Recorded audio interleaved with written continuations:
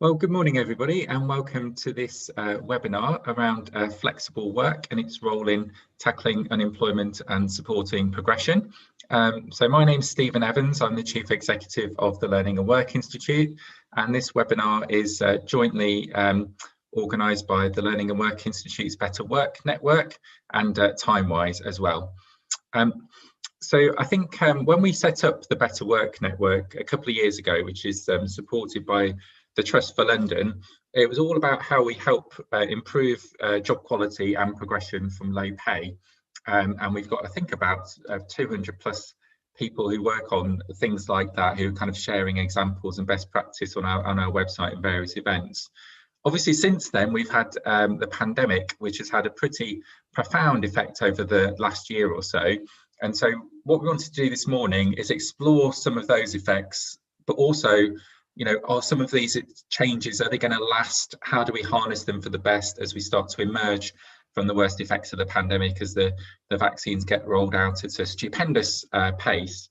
And I think for me, some of the issues I was hoping we would pick up during the course of this morning, during the course of the next hour. We know that unemployment has gone up quite sharply since the start of the pandemic. So the number of people claiming unemployment related benefits has doubled. We've got research out in the sort of last couple of days, which Gordon Brown has kindly cited in various articles he's written today, suggesting that long-term unemployment may rise above 1 million over the next year or so. At the moment, it's 500,000, which is up about 25% over the last year. So we've had a stark change, and I guess there's a question about to what extent, as the vaccine gets rolled out, are we going to go back to business as usual, or actually are we all going to be zooming and sliding away and remote working? You know, the Prime Minister said people will be heading back to the offices, pretty much back to normal. Some people have proclaimed the death of the office. Truth's probably halfway in between those two. So how's our labour market going to change? But also, how can we harness that and some of the flexibilities that we've seen over the last year to try and help more people to engage fully in the labour market? And what does flexible working mean in this new environment? And that can mean things like more remote working, it can mean hybrid working, it can mean flexible hours, it can mean a whole bunch of different things. So what do we mean by flexibility? And it feels to me like any change going on in the labour market can either increase inequalities or tackle them. And which end of the spectrum we end up depends on the choices that we make in terms of policy, in terms of delivery, in terms of our role as employers as well, for those of us that are employers. So how do we make sure that the changes that have been opened up, the possibilities that have been opened up over the last year, help to decrease inequalities rather than increase inequalities? And I mean that both in terms of access to the labour market in the first place and doing things like tackling some of the employment gaps that we already had before the pandemic, but also in terms of opening up opportunities for progression and pay progression and career progression as a whole. So there's some really big issues about the future direction of the economy and the labour market and how we tackle those. And I think in terms of how we tackle those, I'm particularly interested in policy. So what can the government and local government do to try and tackle inequalities in access to work and flexible opportunities, but also delivery as well, and what could each of us do in practice? So to give you an example, you know, we're a relatively small organisation, but we always advertise all of our vacancies as being available on a flexible basis in terms of working patterns and sort of working location as well. And we think that's, A, we should probably practice what we preach, but B, it gives us access to a much wider talent pool than we'd otherwise be able to access. So it's good for us as an employer, as well as good for the labour market and good for different groups and good for the economy as a whole. So we've got lots of ground to cover. Before I do a couple of little bits of housekeeping. So first of all, if you're on Twitter, please do tweet away and use the hashtag BWN flexible work. So lots of comments and questions via Twitter, please. Please do also, if you're watching in Slido, put your questions and your thoughts and your comments into the Q&A there, and we'll try and pick up as many as we can as we go through. And then we also have got a poll within Slido to vote on as well. So if we could bring that up, please. So which of the following do you think could be best at promoting flexible working post-pandemic? So do we need employment support schemes that promote flexible working? Do we need more support for employers and guidance for them? Do we need to look at job design and support employers to do that?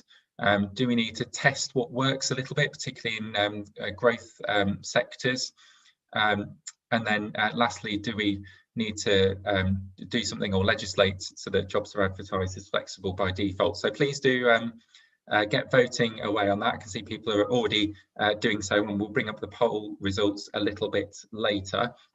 And I think that last point about flexible by default, that's kind of what I was getting at a little bit in terms of what we already do as an employer, because we know that not doing so potentially puts people off applying in the first place. There's kind of getting people through the door, and then there's a how do you help people to get on there as well. So I think that's my housekeeping done. So please do tweet away using that hashtag BWN flexible work. Please do vote on the poll, and please do pop in some questions and comments and thoughts into the Q&A as well. I'm going to pause there and introduce our first speaker. So our first speaker is going to be Emma Stewart, MBE, who's the co-founder of TimeWise. And TimeWise have done some great work over a number of years looking at access to flexible work and job design and lots of other stuff. And I've been pleased to work and work alongside Emma for a long time on a lot of these issues. So her organisation has done a great job on this. And Emma, I know as well as reflecting on that, you're going to talk us a little bit through your latest Flexible Jobs Index results as well. So Emma, over to you. Thank you, Stephen. Morning, everybody. And Stephen, absolutely delighted that you are advertising jobs as flex from day one. Great advocate of this, and you have been for many years, I know.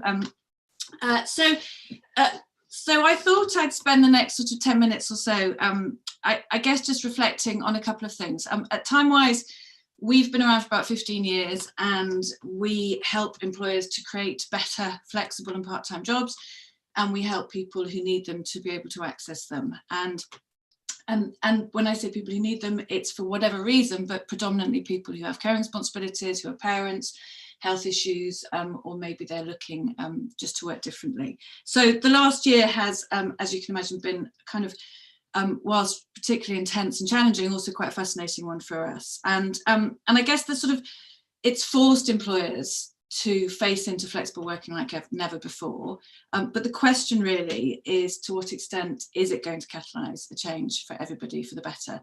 And as Stephen says, are we going to be able to find a way to maximise this opportunity, as hard as it has been, to rethink how we design work and to try and tackle some of the inequalities that have excluded people who just need to work differently from the labour market for so long?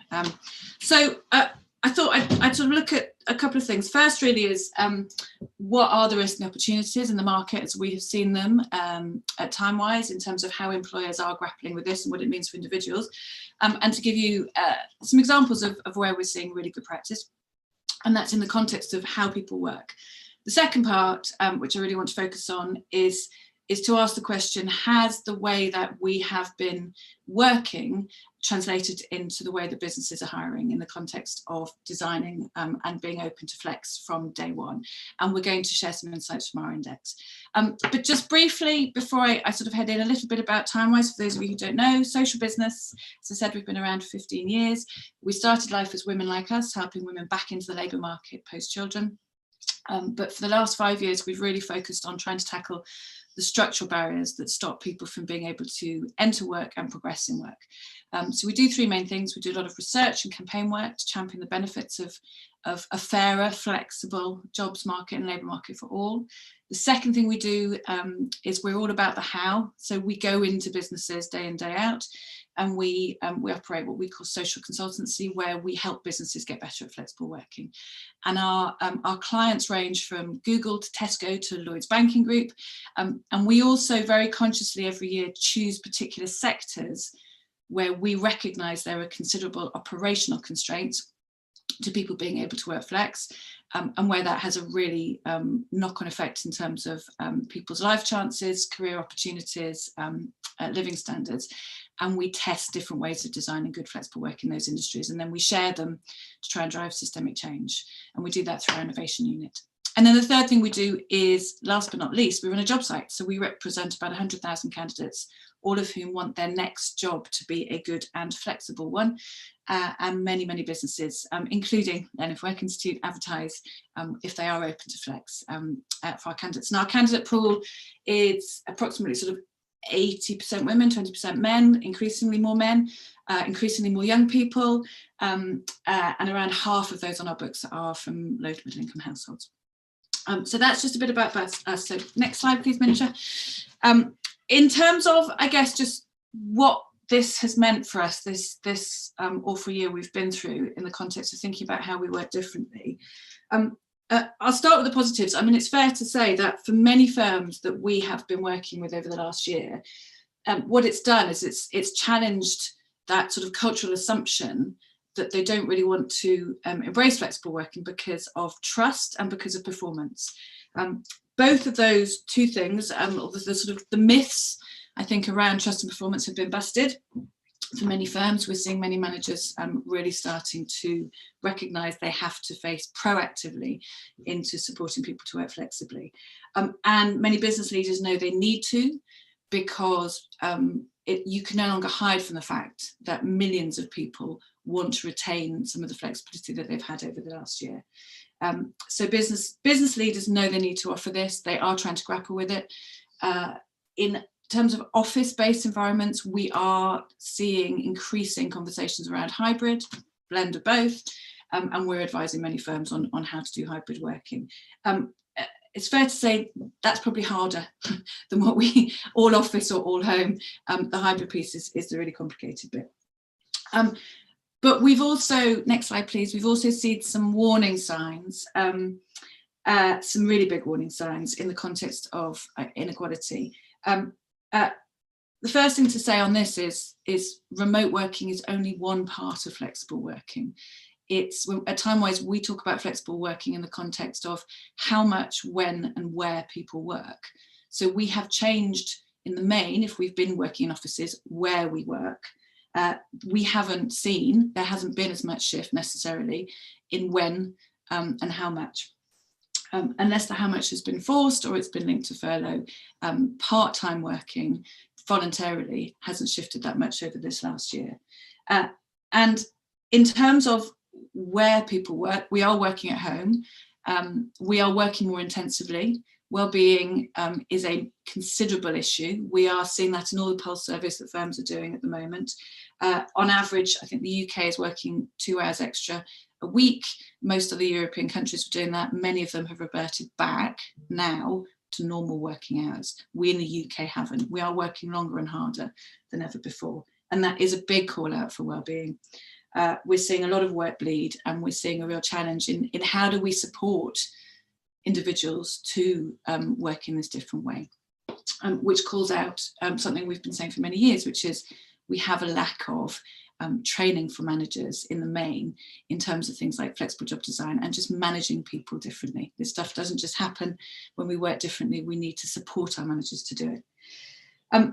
The second sort of watch out in terms of risks is it's clearly not been the same experience for everybody. If we think about people who need flexibility, actually this last year has been disproportionately difficult for women. We've seen more women drop out voluntarily because they are taking on more responsibility in the home. homeschooling has had a considerable impact, we know, on many families. And the point to make in the context of flexible working here is we aren't seeing that much part-time, as I said. So there is a real need to look at how we help people to work less, to work part-time, to keep people from not falling out of work voluntarily because they just can't manage both issues. And then the third sort of watch out is one that you'll all be very aware of, and one that's had much attention more recently, thankfully, which is that we don't all work remotely. We can't all take a laptop and work from home. You know, approximately 50% of the working population work outside of the home in frontline industries. Our care workers, our nurses, our teachers, our builders, our police, our ambulance drivers, etc. And if we look at this from a sectoral perspective, we know that young people in frontline sectors, again, women in particular who work part-time in those industries, are seeing a detrimental impact. They are seeing work becoming often more precarious, or their work has just gone, and they've either been furloughed or they've lost their jobs. So the challenge here is a risk of a sort of, which we've got to be really careful about in our policy interventions, a two-tier narrative of almost flex haves and have-nots between office and frontline. And when we think about how do we want to address this and how do we want to make sure we have a fair response when we build back better, it's about thinking about flexible working in the round. So it's about thinking about all kinds of flexibility and trying to see how we can support, test, share ways of supporting people in different roles to be able to work differently. But there are some good examples, and I'm going to call out just one briefly in terms of how firms have been adapting. So mention next slide, please. So for the last, over the last year, we've been working in the construction industry at Timewise. It's one of the industry pilots we've been focusing on. It's an industry that doesn't do flexible working in the context of two-way flexibility that well. We have a lot of very, very long hours. We have 3 times male suicide rates in construction than in any other industry. We have serious issues around health and well-being. We have issues around low pay, and we have very few women working in the sector. So it's a sector that in terms of job quality, struggles. But we've been working with 4 firms over the last year who, even pre-COVID, recognised they needed to improve how people work in construction in order to be able to attract more people in and also, crucially, to retain them. And over this last year, we have seen these firms, so Skanska, BAM Nuttall, BAM Construct, Wilmot Dixon, these are major firms, with our support, changing the way that working practices operate, changing culture, changing behaviours. The report is out in May, and I'll share it with you all then. But just to say, we have seen some really, really fundamental changes that have really enabled people to start at different times of the day, end at different times of the day, do shorter working hours but still get paid the same amount, and have input, crucially, and control in how they work. And that has enabled them to get through this period. And what's been really interesting is that most of these projects are still on time and on budget. So that learning, those roadmaps, those kind of sectoral approaches for us feel really, really important when it comes to trying to think about how to learn from this period and fundamentally stick at ways of doing work differently that is going to stay long-term for the future. So and just one thing on this project before I move on, I think the scaling bit is really crucial. We all know in the work that we do, we can run these sort of pilots and then where do they go? But what's been really interesting about this project, it's been supported by the industry body Build UK. The Construction Leadership Council are now looking specifically at a tagline on the talent retention website that they run around flexibility to try and prompt businesses in construction to consider this from day one. So, you know, small things and change happens. But I guess the second part of what I wanted to talk about was just to what extent has the change that we have seen in working practices influenced the way employers are hiring. And to Stephen's point, we are seeing many, many more people losing their jobs. We know unemployment is rising considerably. Job mobility is going to be really important for people either in work currently who are really struggling to see if they can find something else, but really importantly, for people who are out of work to be able to re-enter the labour market. People who will have lost jobs, who need to work flexibly, who will need to come back into the labour market, and they will need that flex from day one. So if I can move on just to share with you the insights from our latest index. Just in summary, we do this every year. We've been running our index for the last 5 years, and at time-wise, it was really important for us because we recognised that whilst there's a lot of government data on how the ratio of people who work flexibly, specifically part-time in the UK, no one was collecting data on the number of vacancies that are open to flexible working from day one. So we have built a tool, we scan around 6 million vacancies every year, and we look specifically at how many of those reference flexible working in a job ad. So the question is, has the shift in working practices changed the way employers consider flex at the point of hire? The short answer is, unfortunately, no, not enough.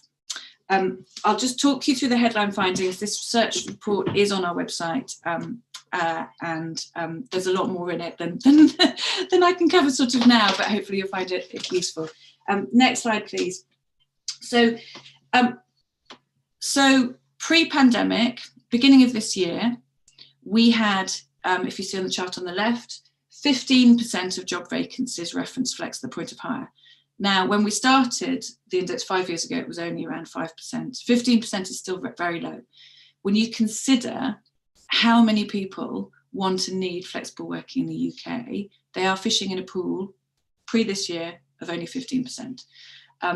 That's why we have a talent bottleneck often for flexible workers. We have a gender pay gap, and that's often why we have these big structural issues that prohibit people who've come out of work from re-entering if they need flex, and specifically also progressing in work if they need to work flexibly. And it's a big driver, particularly for women in the context of maternal worklessness, child poverty, but other groups as well. So it was at 15%, it's moved to 22%. So it's moved, but it's not moved that much, considering we've all fundamentally changed how we work this year.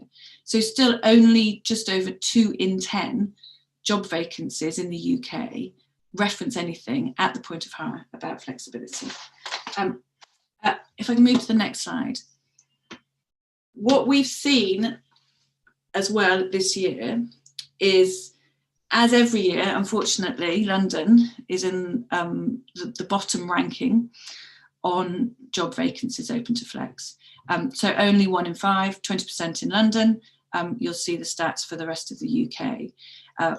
We think that the reason, clearly, we have a dense labour market in London.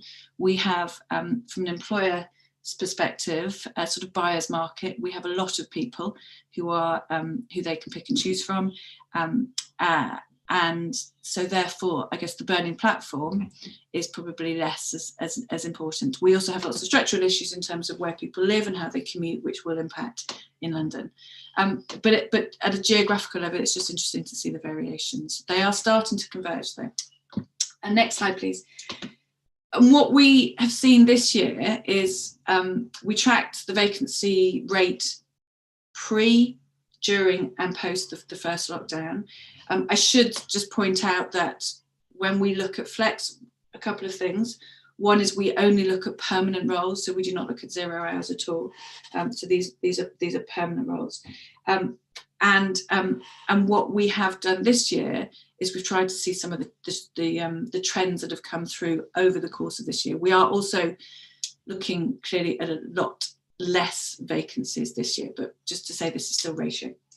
So what we've seen is, in the main, the shift has been around sort of generic statements around flexible working. Part-time has tended to stay at the same sort of level, and we think that's because part-time jobs often start part-time, stay part-time, don't shift. And with the roles that are flex, the roles that specifically reference home working, rather depressingly, over half of those firms said they would be reverting back to the office once the pandemic was over. So there's shift, but even the shift that we're seeing, we're concerned isn't going to stay as is. Next slide, please. And the other alarm bell, which we know every year, is that you are more likely to find a job referencing flexible part-time working the lower down the salary band you are looking. So in roles under 20k FTE, so minimum wage roles, London living wage roles, there is more chance. And then we see a dip in the sort of mid-range salary levels. And then as we get into more senior roles, it goes up slightly, because clearly in more exec roles that there's a high demand for talent. Employers need to be open to this, but also people do naturally have more autonomy in how they work. So more likely at the bottom, less in the middle. And that, again, in terms of thinking about progression, is a real challenge. Next slide, please. And what industries? So you will see here real variation to get to the average. The sectors that struggle most are often operational frontline sectors where this is really complicated. So it's not a question of being able to just work from home, and where we need to be thinking about how we design jobs fundamentally quite differently. So manufacturing is incredibly low, construction is low, engineering is low. They're all around the sort of 1 in 10, as is operations and logistics. Also very gendered professions, very male dominated. All industries that really are looking to try and tackle gender pay gap and to try and attract more women, question why aren't they looking to advertise jobs as flex? They do need support, because it's very different if you're trying to look at shift-based rostered environments to when you're looking at people just being able to work less. Last slide, please. So what does all this tell us? What does all this mean? Well, that was a very, very quick sort of rattle through. It tells us that we have some opportunities that we should leverage to support people to be able to work differently. There are some examples out there, but not enough. But crucially, when it comes to thinking about how we help people who are falling out of work, either voluntarily or because they've lost their jobs, to get back into work, yes, we need to be thinking about retraining. We absolutely need to be thinking about job creation and how we can stimulate, if we're in a policy environment, more opportunities for people to be able to re-enter the labour market. But crucially, we need to be making sure that those jobs that do become available are open to flexible working from day one, because we know people need it. We know it's people want it. And if we don't, we are going to lock people out of work for far longer. And that's going to have a detrimental effect in terms of this risk of a two-tier labour market emerging.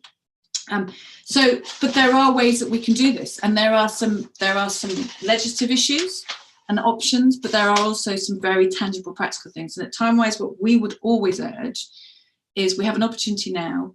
We have an opportunity, if you're an employer, to just talk about flex from day one, because don't assume people will ask, because even through this period, they won't always. We have an opportunity to consider in our employment programs and the schemes that we run, what we can do to support businesses and to challenge them. Are you advertising jobs flex? How can I support and provide you with guidance to do so? We have a lot of information on our website at Timewise for people to do that. And then we also have a bigger question mark about to what extent we ask employers, if we're local authorities, if we're in different parts of the country and we are supporting businesses, we ask for something in return. And we ask for a trade-off around flexibility. So I hope that's given you a bit of a rattle through insight into what the state of the market is at the moment. But I would just urge us all to not assume that this is going to happen, because it won't unless we catalyse some further change. Thank you. Great, thanks, Emma. Lots and lots in there for us to pick up on. And I think in particular, thank you for reminding us that most of us are not actually working from home and spending our days zooming around, not literally. And actually, I think Learning and Work Institute research, I think a couple of months ago, showed that there were about 11 million people who you would define as a key worker. And I think our understanding of what key worker is and who they are and how important they are has really hopefully sharpened for many of us during the course of the pandemic. And a big focus of the Better Work Network is how we improve job quality and pay and progression for people within that group. So we'll be doing a lot of work on that over the next couple of years. I think also importantly, talking about, flexible work isn't just working from home. It's not just remote working. It's lots of other things about what you do, how you do it, where you do it, how long you do it for. So I hope we'll pick up on some of that through the discussion as well. And then some really good. Actually, it was good to see. Most of my presentations are sort of involve various graphs of doom where the line's sharply going in the wrong direction at the moment. But you had a graph there where the line was going in the right direction in terms of the proportion of jobs advertised as flexibly available, doubling since you started doing your index. So I know we want it to be much higher, and we would hope for an acceleration, but it's good to see a line actually going in the right direction on a graph. It's been a while. So lots for us to pick up on there, and a number of questions coming through on the app as well. So please do keep adding your questions and comments into there. We'll pick up on those. Vote in the poll if you haven't already, and tweet away using the hashtag BWN flexible work. So we'll try and pick up as many points as possible.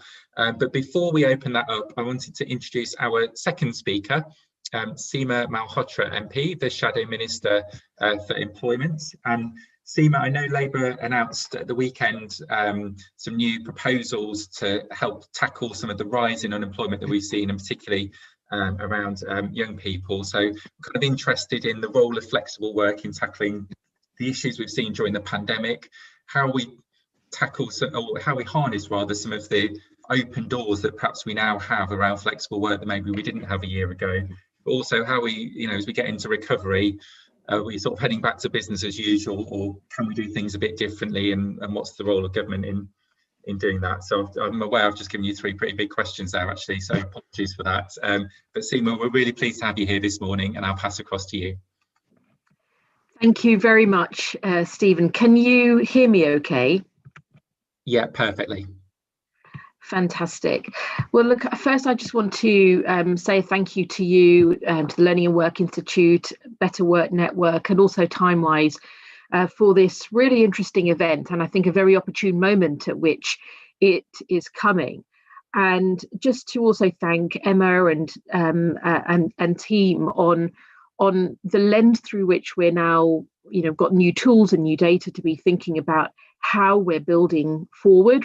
People say building back, but I tend to think about building forward, and thinking about the kind of economy that we're going to want to see post pandemic. I think there's a really interesting set of issues that are coming together, not just about how we tackle unemployment, but also the flexible recruiting and the explicitness of what that could be for employers, and how we think about these issues alongside retention and progression, which, as well as being matters, I think, of social justice for individuals and for fairness and shared prosperity, these are issues that are also critical for how we think about improving and increasing our productivity, which then has an impact on our nation's prosperity too. And I think we often don't align those two agendas, but there is a bigger kind of a bigger perspective on this, about how our economy performs and how we structure our economy to help people be working in the ways that they can and want to help increase our productivity. I also just was struck by some of the regional disparities as well when I was going through the research. And particularly, I will just mention about London being behind the other regions. It's sometimes a sort of bit counterintuitive, because you think, a lot happens in London, but, London, it has also, I think, a lot to learn, and why I think it's important that Sadiq has been putting in some of the measures that he has too. But also it's about challenging, I think, as has been discussed, challenging sort of employer perception and behaviour, and looking at changing of cultures that should be enablers for how we see that sort of, that change kind of catapult through some of the more traditional sectors, and then into sort of other areas of work as well. And I do think it's worth mentioning the sort of Better Work agenda, the Better Work network that you have. There are so many alignments with the debate about good work that we see. Good work in terms of good work contracts, good work in terms of, the good what it means to have a good workplace, but also what the implications are for a good society. And and this is a very important time for how we draw that together, because there's an interconnectedness now, which I think COVID has started to bring to the fore. We've had a period in which family time and community time, people have felt very time poor, and now we've seen a period in which people have been working at home, spending more time with their families and more time in their communities, often participating in community hub related activity.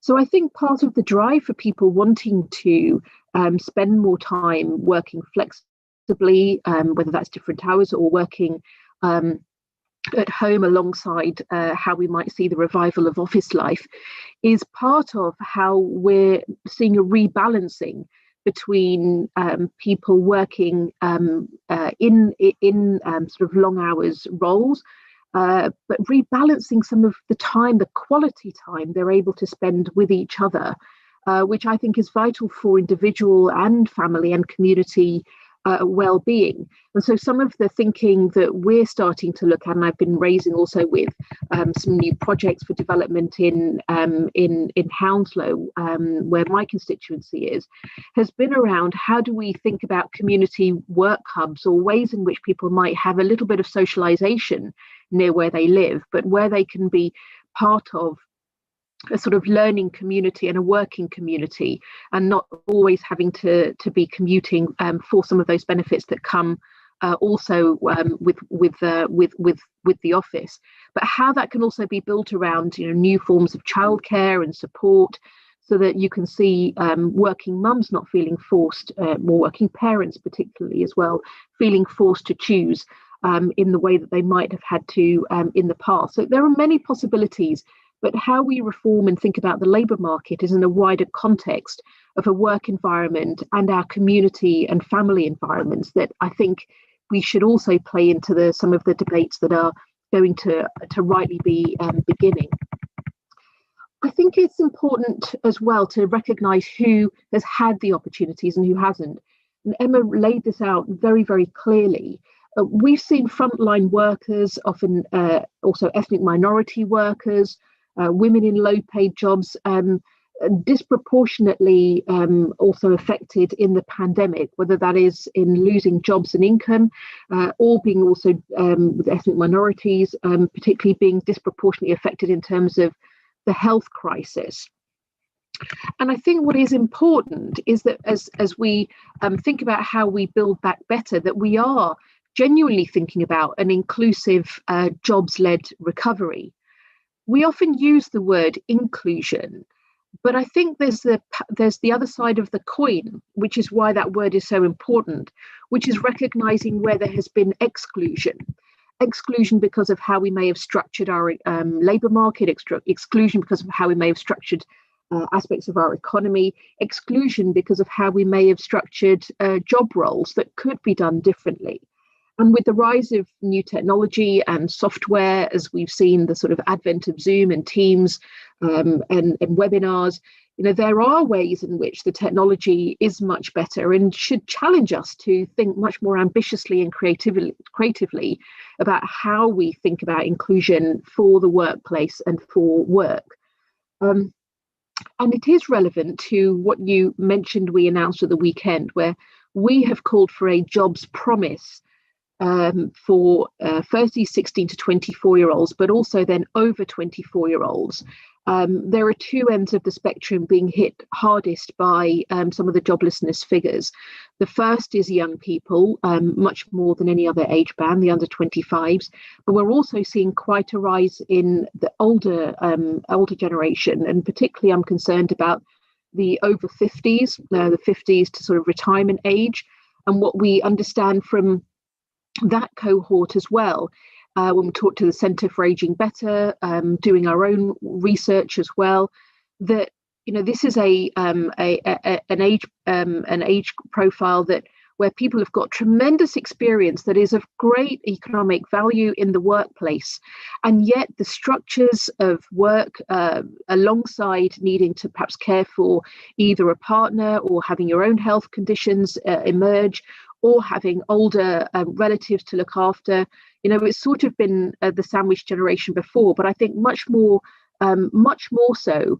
And what you do find is that a large majority of them, I think at the Centre for Ageing Better talked about almost 1 million people in that age group wanting to be in work, but being involuntarily out of work.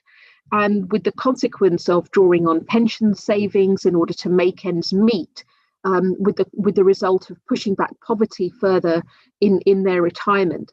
Now, these are holistic issues we need to think about together, and why the flexible working agenda, the good work agenda, has to be part of how we look to how we value everybody and value all of our talent in our workplaces, and what that can mean for our economic prosperity. This jobs promise, I think, is a really important contribution to how we think about how we're going to come out of lockdown and try and support people back into work. It's saying that for 16 to 24-year-olds that there should be an employment opportunity or education or training, and a guarantee that is there for every young person who wants it after 6 months of being out of work or not in education or training. And the same for those who have been, who'll be over 24, who have been involuntarily away from work or training for more than 12 months, that they should also have that jobs promise. That thinking is how we would end the scourge of long-term unemployment, because none of us want that to be a legacy of this pandemic. And I don't see any reason why it should be a legacy of this pandemic, that we should just simply accept that people should see long-term unemployment.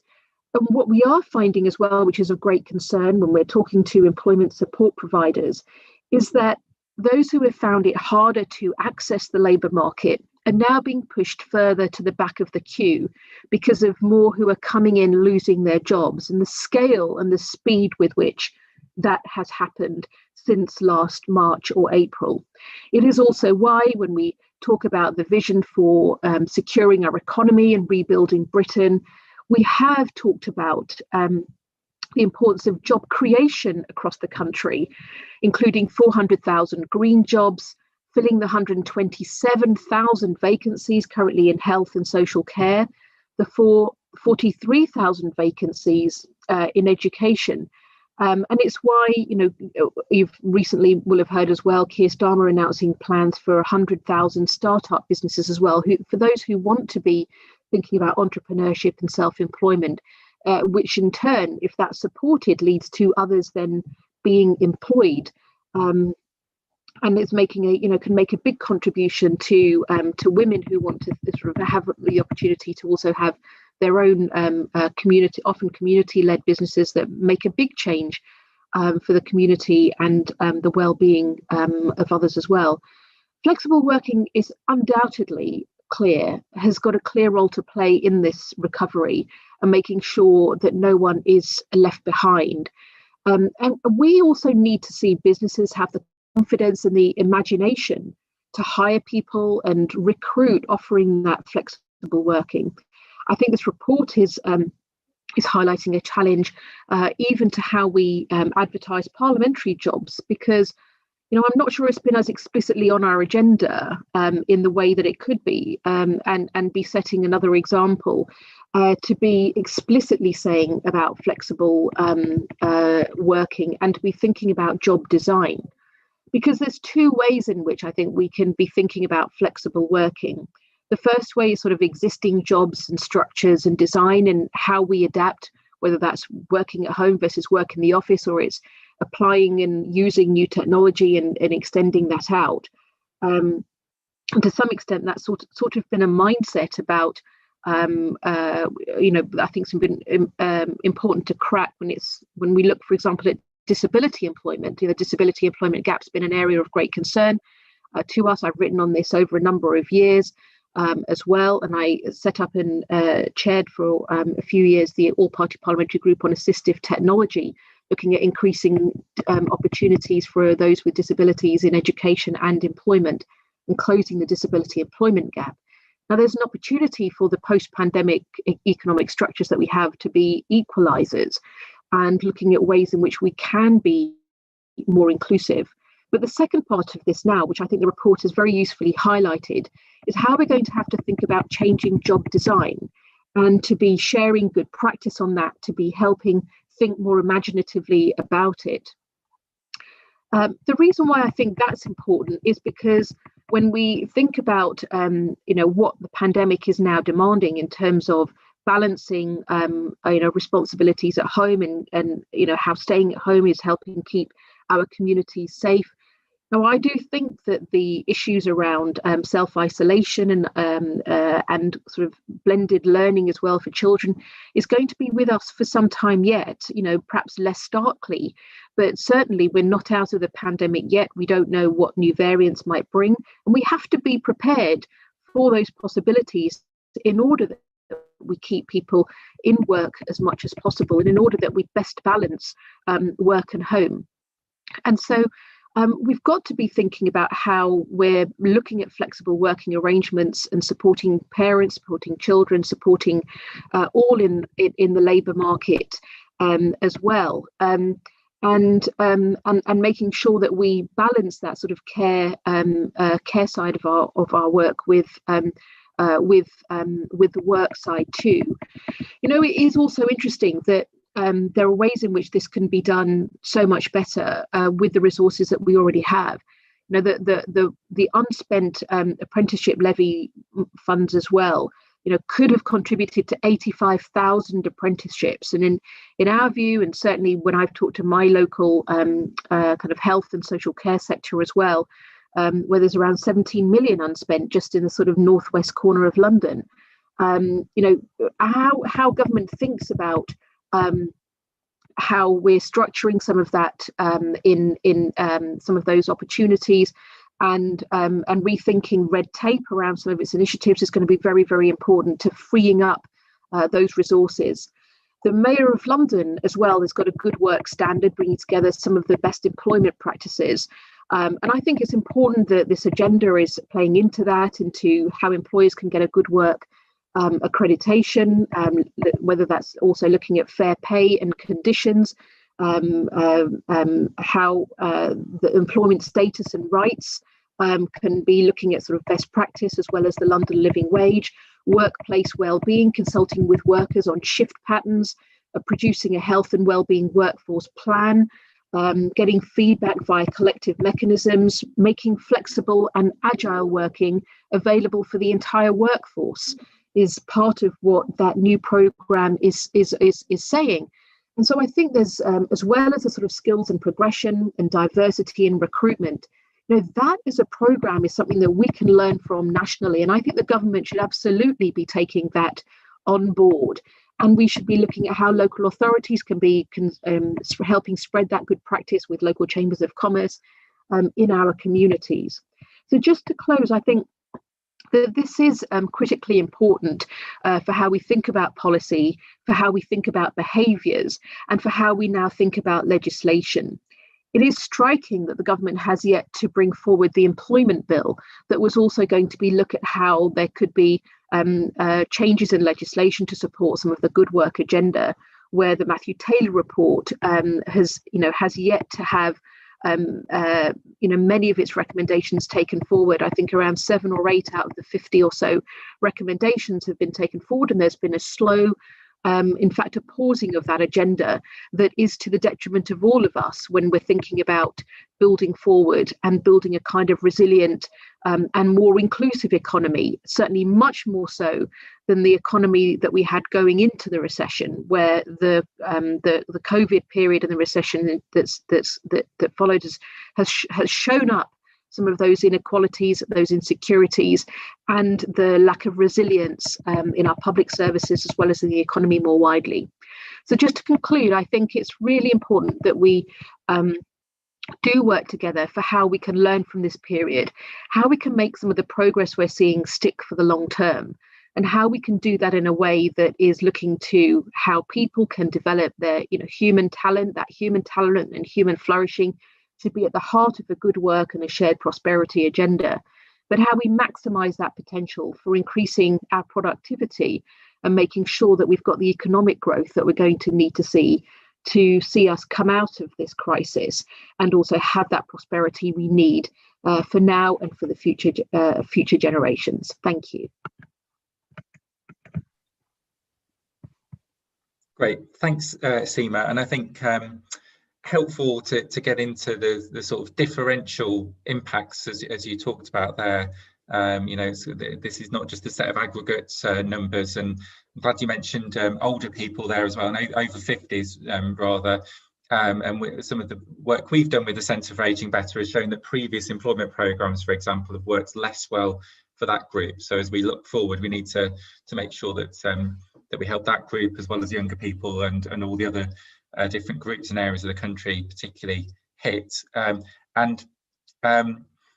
think your point as well about sort of we're not trying to go back to business as usual, we're trying to build forward and build a better future, I think is quite important. We don't just want to reimagine how things were, we can do a bit better.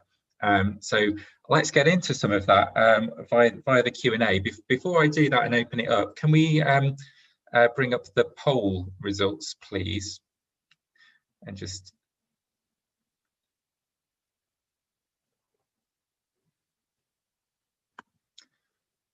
so there we go. A decisive, an undecisive rather, sort of a mixed bag of results, which I think reflects the fact that actually we need to do a lot of different things.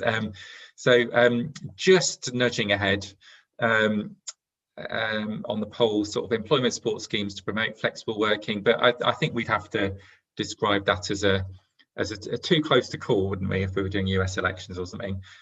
So up there with business advice and support for employers, and legislating as well to require jobs to be advertised as flexible by default, and other two options not that far behind either. So I think we need to do lots, basically, is my conclusion from that, but those first three options pretty much tied, I would say. Okay, well, let's reflect on that a little bit and some of the points that Emma and Seema have made, and I'll try and pick up some of the points via the Q&A as well, so do keep popping them in there. And there's a kind of, I guess these sort of group together a little bit. So let's start with, somebody's asked about what's the long-term aim here. So Emma showed a graph showing the proportion of jobs offering flexibility. I don't know if we're aiming for 100% or a bit less than that, or how we look at these things in practice, or does it vary by sector? So there's a question about, well, what's our aim here?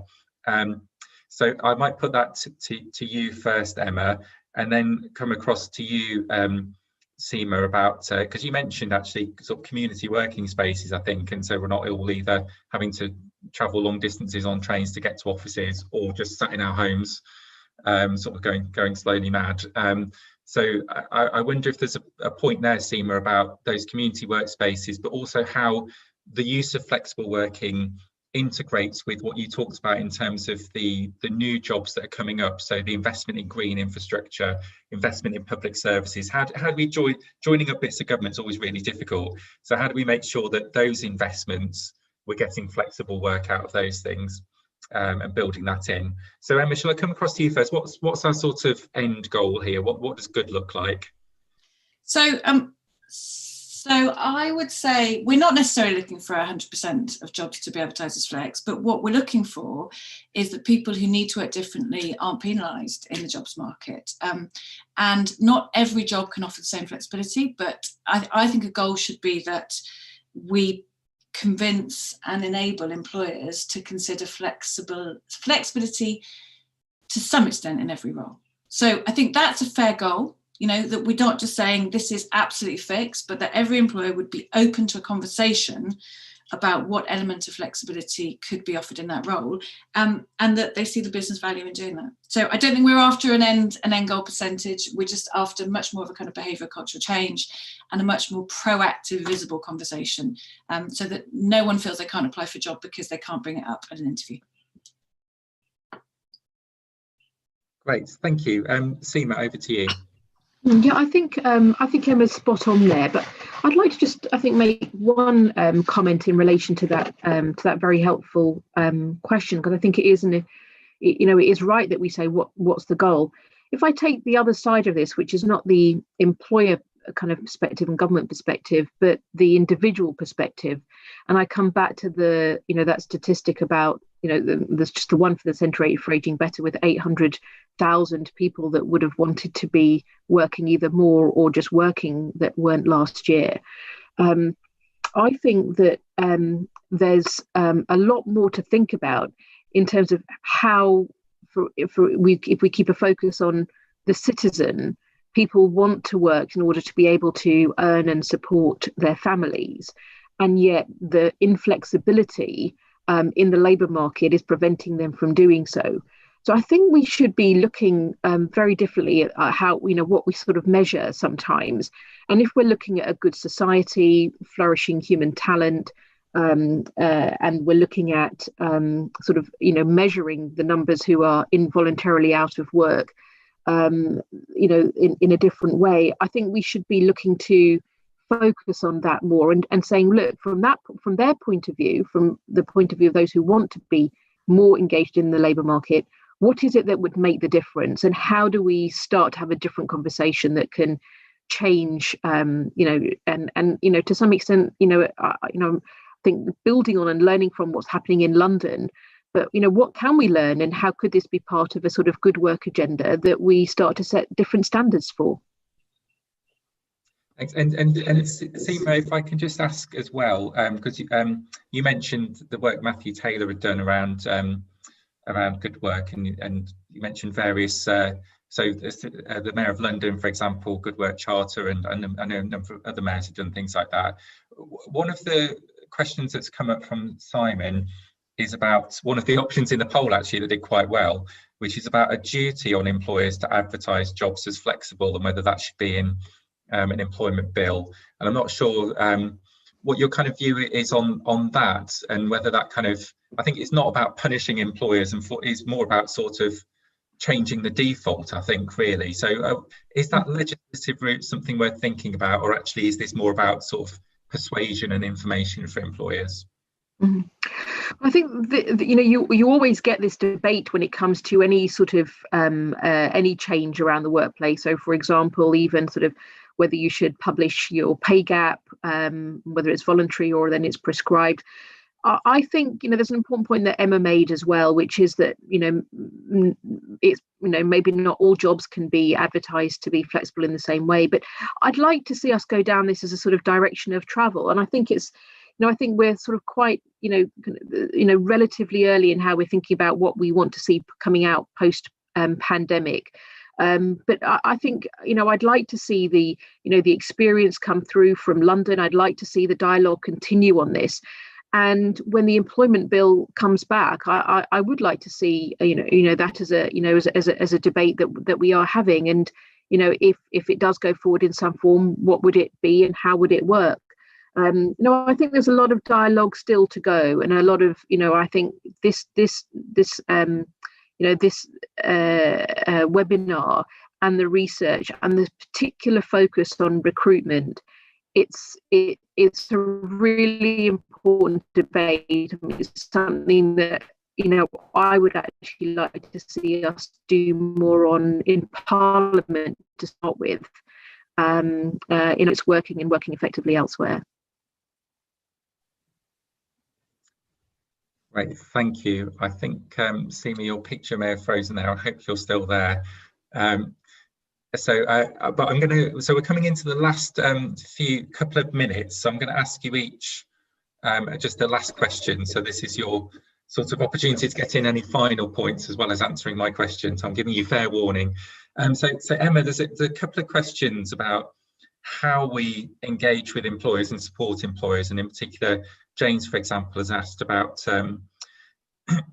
how those construction firms you talked about were persuaded or brought along to adopt a flexible approach. So I just wonder if you can give a bit of a thought about, or your thoughts about how we engage and persuade employers based on your experience.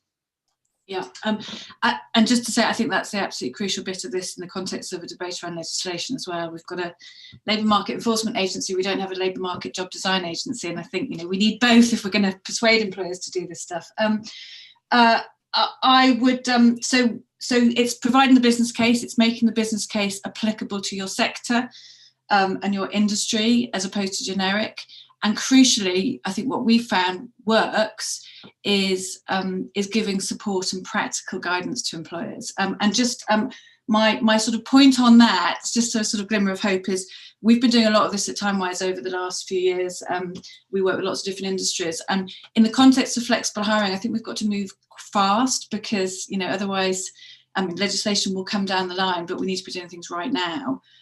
It's about how we can stimulate, challenge and support businesses to do this better. So I think anybody who's out there at the moment listening to this, we are going to be running some training for intermediaries, for employment providers and other groups, giving you tools, information, resources to help you to have a conversation about flexibility with businesses that you engage with, and to give them some practical support. So I think we need to act. So if anybody's interested, please get in touch with me after this. We'll be doing it through the Better Work Network as an offer. So first come, first served to Better Work Network members, and we're going to be running it in the summer, because I just think it's about practical guidance as well as that business case and roadmaps, examples. Businesses want to know what everyone else is doing. So I think we just need to be rolling our sleeves up and trying to help them a bit more. Great, thanks Emma, and excellent plugging there, excellent work. And I think we have lost Seema. She did forewarn me earlier that her broadband had gone a bit ropey this morning, which will add to the list of perils around remote working that we need to tackle. But huge thanks to Seema for joining us this morning, and her broadband held out right to the last 2 minutes, so that we did pretty well there. And a big thank you to Emma as well for her contributions today, and for jointly hosting this this webinar with the Learning and Work Institute as well. And my last bit of thanks as well is to the Trust for London, who are the supporters of the Better Work Network. So all of that work that Emma just talked about will be going on through the Better Work Network through the course of the rest of this year and beyond. So thanks to Trust for London for their support for making that happen. And my last thanks is to everybody who's dialed in today and put through their contributions and questions. I wish I could have got to all of them, but we got to a number of them at least. So I think this will be a big issue on an ongoing basis as we hopefully start to come out of the worst effects of the pandemic. And through our work and Timewise's work and the Better Work Network's work, we'll aim to try and continue to make progress on both policy and practice. So thank you very much for joining us, and goodbye.